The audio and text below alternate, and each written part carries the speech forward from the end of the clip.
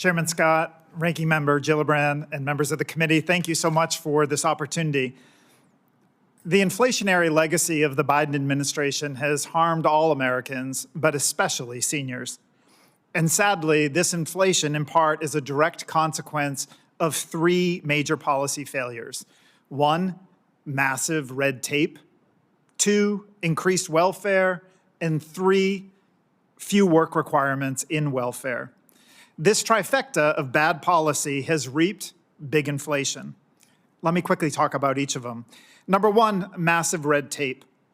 Former President Biden issued more costly regulations than any president in modern U.S. history, finalizing more than 300 economically significant regulations during his first term, 40% more than President Obama's first term. In contrast, President Trump delayed more than 1,500 regulatory actions, finalized more than 500 deregulatory actions, and lowered costs by more than $200 billion during his first term. So why does all this matter? Well, for every 15% increase in federal regulations, the cost of consumer goods and services increases by 1 percentage point. That's why President Trump's 10-for-1 deregulation target would directly lower red tape-driven inflation. And it's not just about the federal spending from increased regulations. More regulations mean more compliance costs by businesses, which are ultimately passed along to consumers through price hikes.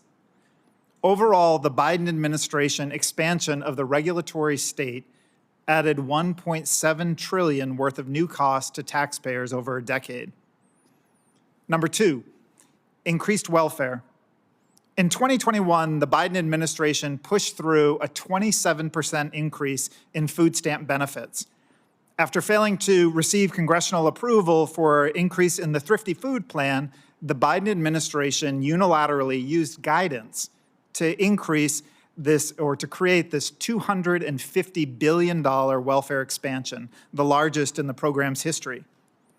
So why would an increase in government welfare increase inflation for all Americans? Well, as government spending on food stamp increases, purchases made by food stamp recipients drive up grocery prices through the natural laws of supply and demand. In fact, researchers at the World Bank reviewed more than a decade of retail data to measure this impact. And here's what they found: that food prices increase by 1% for every 12.5% increase in food stamp spending. So you have that 13-to-1 ratio in the increase in welfare spending, very similar to that 15-to-1 ratio I talked about with more red tape driving higher inflation. Number three, few work requirements in welfare. The Biden administration's food stamp expansion not only spiked grocery prices, but it also led to millions of Americans choosing welfare over work. In fact, an estimated 2.4 million Americans declined employment due to this increase. In addition, the Biden administration pushed several pro-welfare policies, everything from rescinding Medicaid work requirements to gutting program integrity and anti-fraud provisions to expanding exemptions and waivers of food stamp work requirements.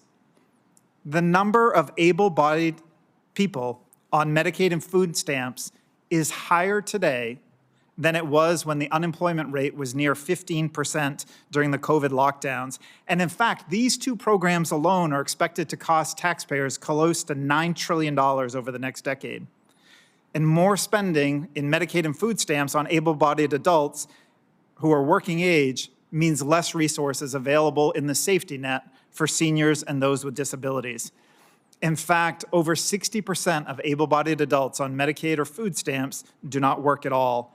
And as a result, our labor force participation rate is lower than it was before COVID. My written testimony outlines 9 key policy solutions to reverse this trend, everything from congressional oversight of costly regulations to increased program integrity and expanded work requirements. Thank you for the opportunity to testify, and I'm happy to answer any questions.